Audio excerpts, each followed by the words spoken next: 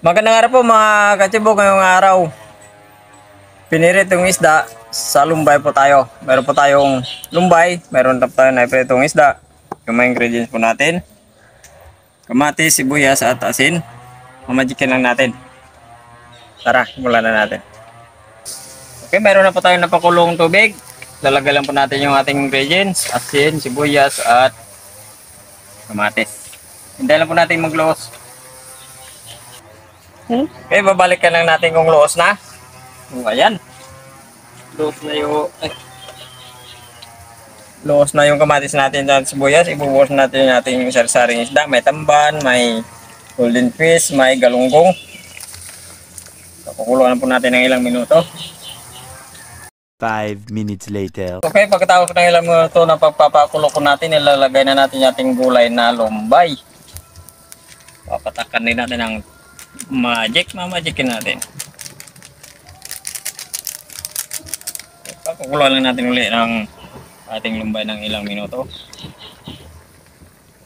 Okay, pagkatapos po ng ilang minuto na pagpapakulo po natin sa ating lumbay, titikman lang po natin.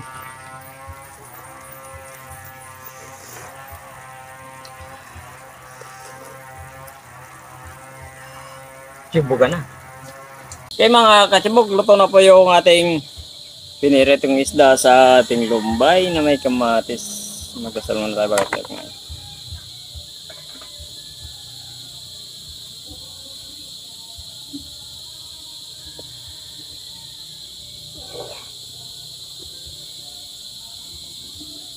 Sibugan na. Hindi pa po nakapagsibog, sumabay na po kayo sa amin. Ito Inday. Meron pa tayong sandok. Ikaw muna. Ito yung sa ulam.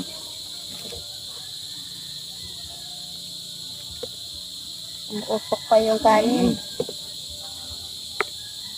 Okay. Ayan o.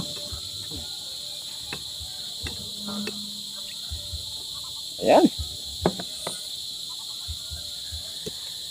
Bukan na. Hindi pa po kumain. Sumabay na po kayo sa amin.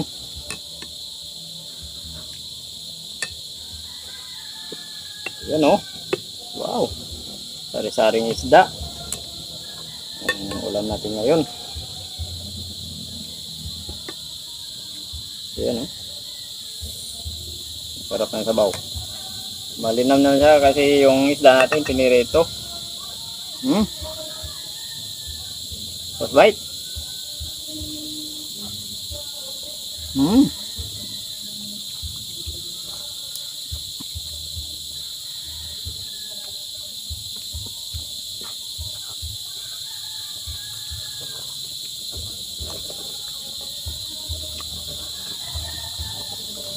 Simpleng ulam na naman yung ulam namin ngayon ni Inday. Ito na po namin agad yung isda.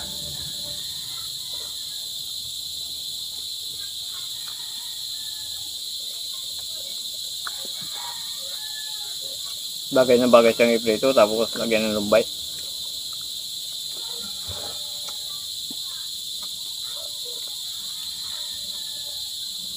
Dami kasing lumbay ngayon. Piso ng mga lumbay. Kasi yung malakas ang tagaraw, nawala yung dahon. Nung bumalik yung ulan, ako, grabe.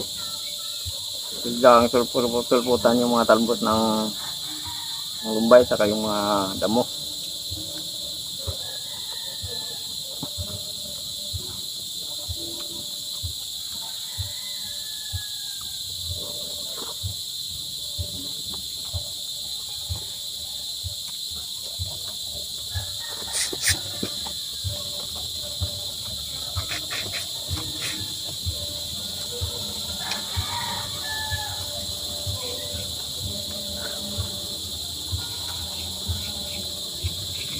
Maganda ka naman talaga sa iprito bago isawag sa ating gulay. Pero may kanya-kanya din kasing gusto ng iba. Yung sariwa pa, yung hindi pa na-iprito bago natin ilagay sa gulay. Pwede din lagyan ng mga suka. Sa akin po kasi, kay Ganito, prito, sariwa mo yung sinasawag sa isda. Ito problema sa akin. Kakainin ko yan kasi luto na.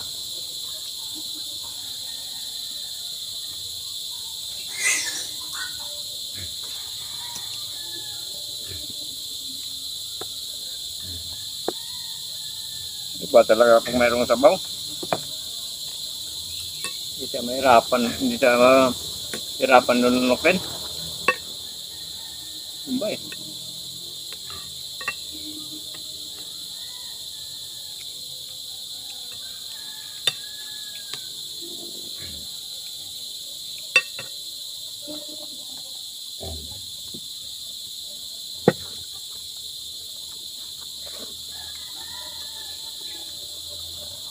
Ako kasi pag nagluto ng gulay, hindi ako may pinapatakan ko na ng anong tawag doon? Duka. Gulay. Salita ka naman. Napasarap yung gulay. Kaya kung dito Masarap yun eh. Kapag kung may maasim. Dapat nilagyan natin kanina ng suka, no? Kunti lang. Sige.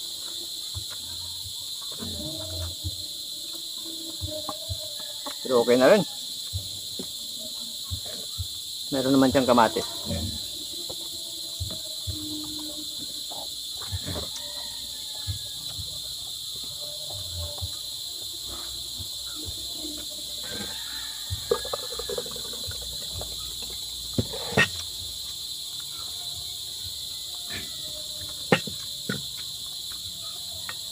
Iba pa rin talaga pag mayroon po tayong gulay.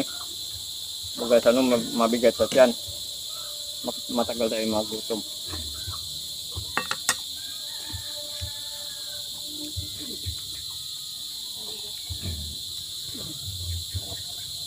Lalo na pag mabigat yung trabaho natin. Kagaya ng mga construction. Kailangan may gulay-gulay. Para may panlaban sa mga bibigat na gawain.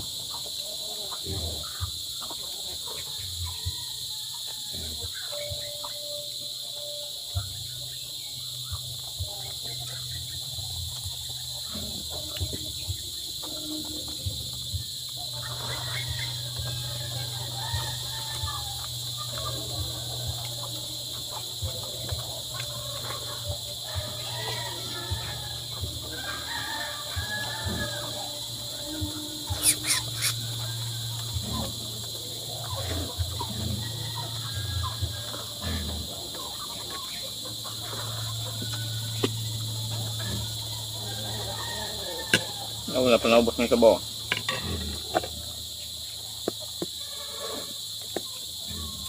Masarap yung sabaw. Sabaw.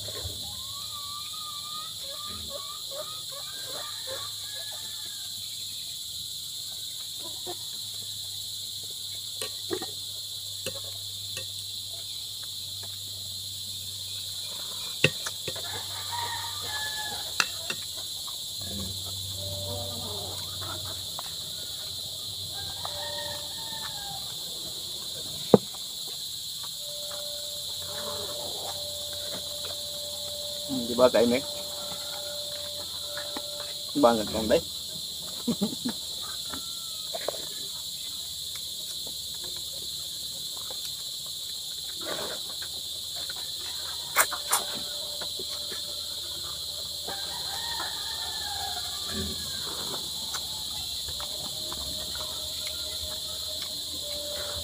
Ano?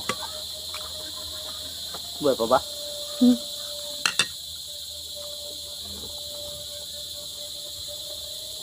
Prito na natin yan, buhay pa.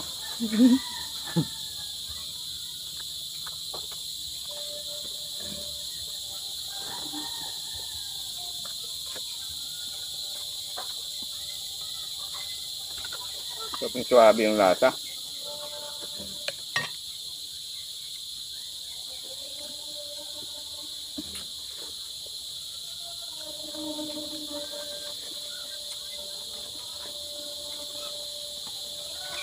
Kakabusog.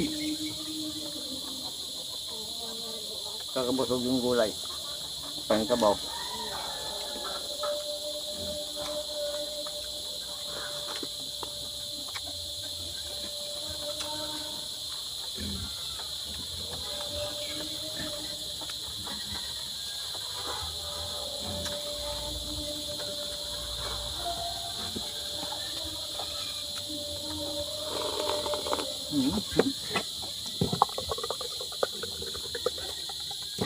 Bundat na naman. Kumain ka lang tayo. Kung muna magbabasa ng shoutout.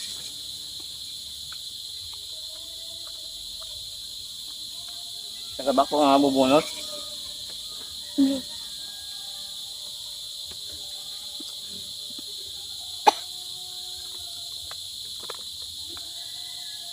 Okay, shoutout na po tayo mga kasibog. Juliet Osio, shout out, watching from Daet, Camarines Norte. Puring Sampidan, Miseldo Delicano, Anthony Palor, Bernel Concepcion, Marixi Pangilinan, Mary Jane Fornal, Lovia Padilla, Pilumina Mendoza, Royal Palacio, Kusyum Misumu. Ngayon po, shout out po sa inyo lahat mga kasibog sa hindi po pala nakapag-subscribe sa channel namin. Hindi ay nandun po. Pakishare rin po. Kung may time po tayo. Pindutin po na notification bell para update po tayo sa mga bagong videos natin. Thank you po ng marami.